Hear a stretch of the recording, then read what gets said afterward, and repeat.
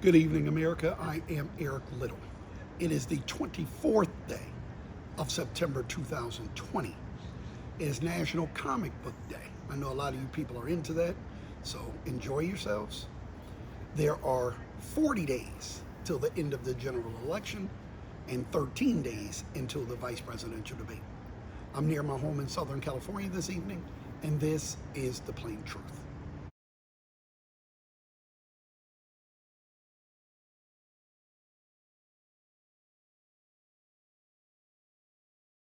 Okay, so today we're going to talk about common sense and what happened to it. We're going to take a little bit of a break from politics today to just wonder whatever happened to logic. You know, I could give you a couple of examples, but I don't know when we got away from common sense and logic, excuse me, and got into this backwards thinking we do now. I'll give you an example. I went to Walmart about a week ago, and I wanted to buy a laptop. And they're out of laptops because, you know, everybody is having to work from home and they have to buy the kids laptops and where they normally wouldn't. So they're out of laptops. So there was one in particular I liked, and I said, when I want it, and she said no, and we're not getting any more of those in because that item has been discontinued. I said, well, can I buy the floor model? And she said, no, we don't sell the floor model. We send them back to the manufacturer. Now, I want you to think that through for a minute. If this laptop costs $400, that means they bought it from the manufacturer for, let's say, $150. So when you send it back to the manufacturer, they're going to give you back your $150. Why would you take the $150 from the manufacturer when you can have $400 from me right now? You don't need the floor model anymore because it's discontinued. I didn't go to business school. I want to start with that, okay? But that just, I don't know what happened to logic. Why would you take $100 back from the manufacturer rather than $400 from me right now? It also happened at a supermarket near me. They closed the supermarket, a supermarket called Ralph's. They didn't close all of them, they just closed our location. They closed a few around the city. So when they first announced they were closing, I said, well, why are you closing the store? And they said, well, it's underperforming. I said, oh, you're losing money? He said, no, we're just underperforming. Again, I didn't go to business school. But, okay, so you expected to make $1 million a month at the store, and it's only making $500,000. So you close it? So you'd rather have nothing? I mean, I understand if you're losing money, but isn't $500,000 better than nothing?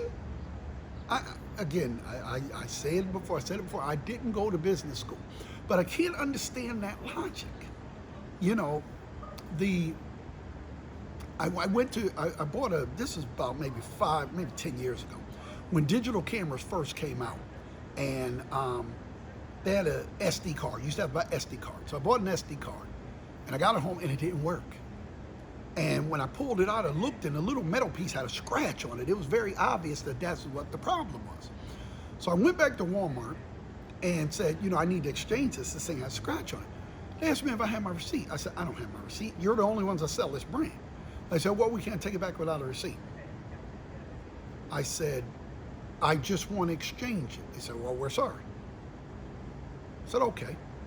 So I went in the back, bought a new one, went outside, took the SD card out, put the other SD card back in, and then brought the faulty one in with the receipt I just bought. And then they gave me my money back. What?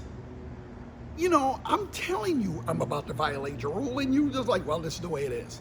I mean, I just don't deal with silliness like that. You know you sold it. You're the only store that sells this brand. Why wouldn't you just swap it out? You're only going to send it back to the manufacturer anyway. I don't get it. There was a place that used to be down the street from me. It was like a miniature food store. It wasn't a big supermarket. And so I went in there one day, and you know how they have things locked up like cigarettes or whatever, and you have to get the manager, he gets the key and buy, you know, you can get whatever you want.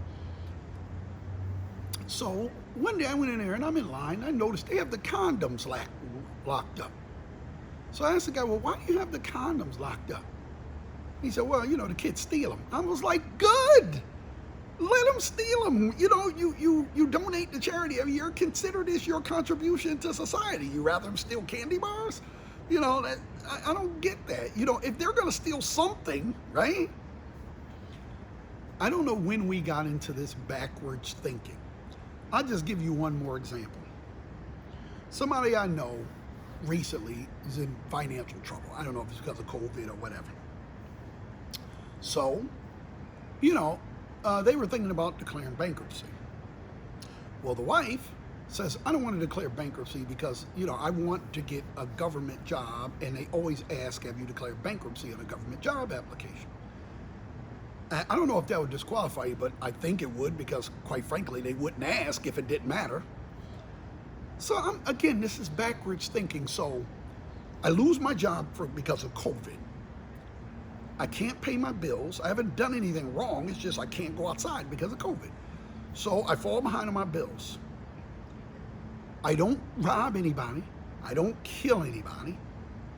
I don't embezzle. I don't do anything except the perfectly legal practice of declaring bankruptcy, and somehow that's a mark against me. I did what was legal to get me out of this. Declaring bankruptcy, last time I checked, was perfectly legal. So you're penalizing me for doing the legal thing instead of not going out robbing a store. Somehow that makes me untrustworthy to work at the post office with Louis DeJoy running it? Again, logic. Where's the logic? I say this all the time. We have Trump as our president. That itself was illogical. Like I said yesterday, the people who need the rights the most right now, the bisexual and transgender and gay and lesbian couple, are the ones that didn't vote last time. In 2016, they didn't vote. 56% of them didn't vote. And now you wonder what happened to your rights. Elections have consequences. The sooner you realize that, the better your life will be. And that is the plain truth, as I see it. And I am Eric Little. Good night.